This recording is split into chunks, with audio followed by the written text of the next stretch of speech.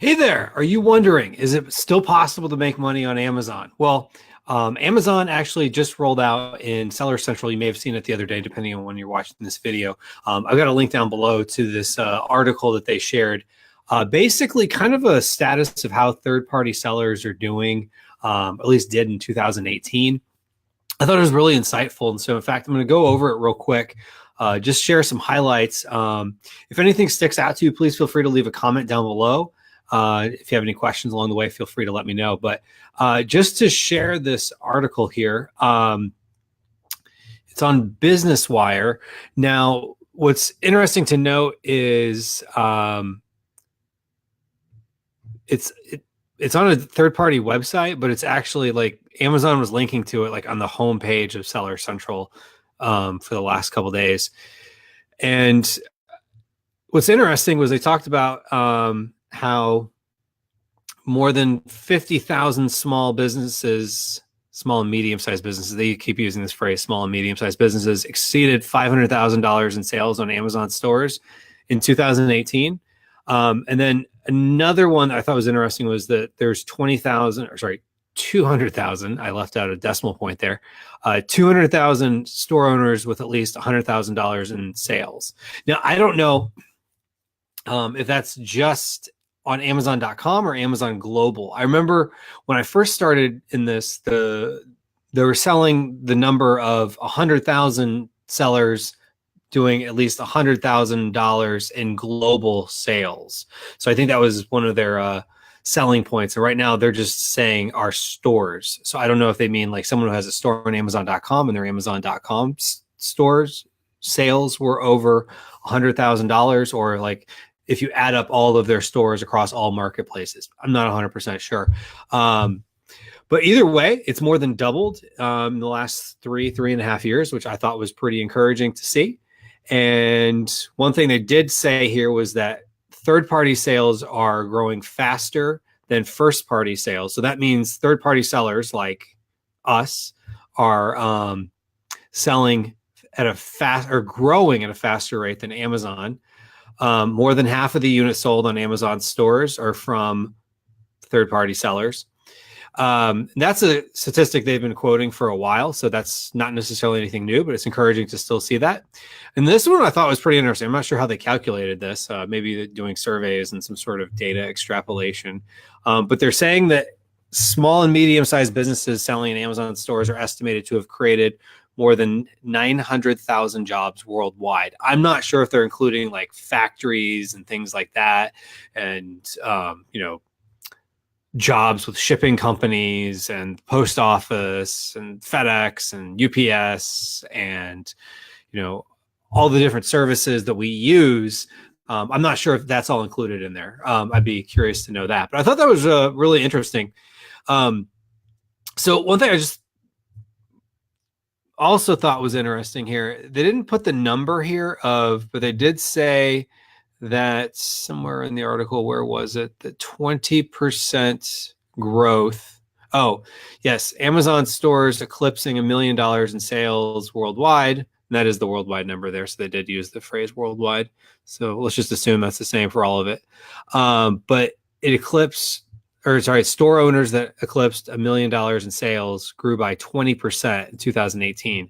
They don't say what that number is, but I kind of did some math to figure out what that would be. So I think it's 24,000 store owners are doing at least $1 million in sales.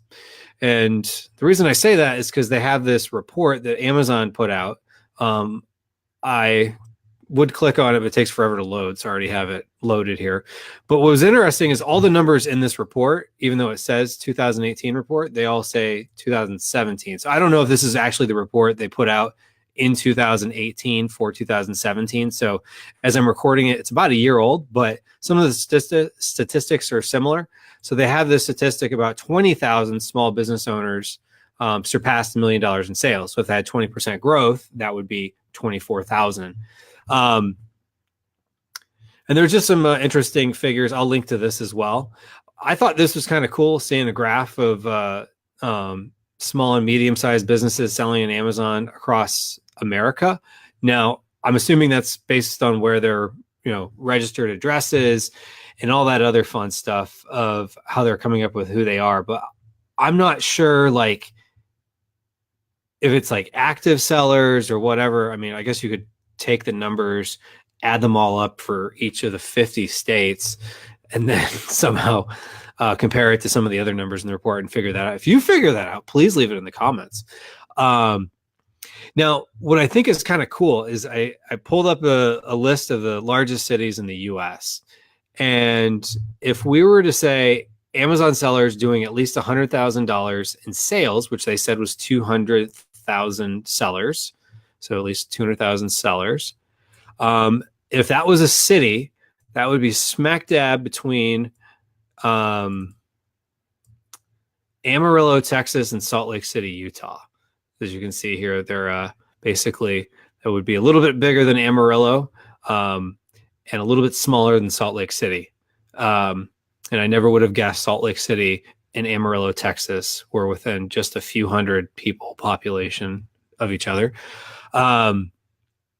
Anyway, I digress. And what also was kind of cool was that more than 50,000 sellers exceeding $500,000 in sales.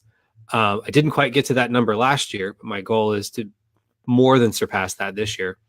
But if you're wondering if that is a city, just for fun, and this is a list of the largest cities in the US. Some notable cities that it would be larger than include, which I thought was kind of ironic as soon as I find it here, Bentonville, Arkansas, which you may know as the headquarters of Walmart, who's probably Amazon's biggest competitor. So the city that Walmart is headquartered in is actually smaller in population than the number of people selling at least $500,000 in sales on Amazon, or I should say businesses, since they use the term businesses. Some other notable cities you've probably heard of included on here, Niagara Falls, New York, East Lansing, Michigan, the home of Michigan State, which is where my wife went to college. And there's a couple other cities I thought were interesting. Oh, Charlottesville, Virginia, Maricopa, Arizona, Roswell, New Mexico. These are towns you may have heard of. Not trying to San Luis Obispo, California. Yeah, there's quite a few cities you may have heard of that if in my hypothetical situation, you took all the sellers that were doing at least $500,000 on Amazon, they'd be larger than that. And the town that I live in is about 25,000 people. So it's kind of interesting that $1 million sellers would occupy my entire town, or could replace my entire town, or be a town that's about the same size as my town. I think you get the gist of what I'm trying to say here. So point being, I know sometimes there's debate of like, oh, is it, too late to sell on Amazon? No, it's whatever your mindset is what it is going to be. So I think that's really more the takeaway, is that it's growing. Third-party sellers are growing. And the fact that we make up half of Amazon sales, we're the biggest chunk of their growth, or we're growing faster anyway than first party sales. Having a little trouble talking here all of a sudden.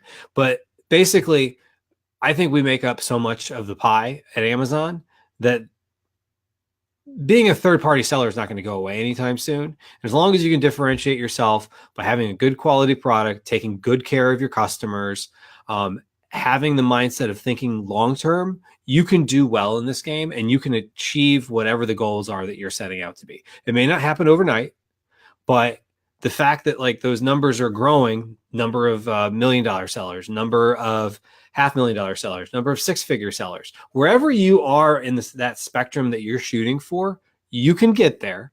And I promise you, if you put in the work, and if things don't go well, I will say this, I will promise, I can't promise results, but I can promise you will get a result.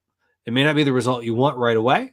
Maybe things are going well, but not as fast as you'd like it to be. But the more you put yourself out there in the game and you keep practicing and you keep improving, the more likely you are going to get to that goal of where you're going to go. And I think there's importance in knowing that it's possible. And that when you see numbers like that, like the number of third-party sellers who are growing their sales, not just third-party sellers overall, is to say like, oh, okay, now it's the same size pie and it's just being sliced up more and more different ways. But the fact that there's, more $1 million sellers by 20%, which is pretty big growth year over year, and that, it's more than doubled six-figure sellers that they're quoting since when I first started 3.5 years ago. So that's pretty big deal. So hopefully you found this to be encouraging and at least a little bit helpful. If you did, please give me a thumbs up. If you have any questions or just any thoughts on this, I'd love to hear your comments in the feedback section of the comments down below.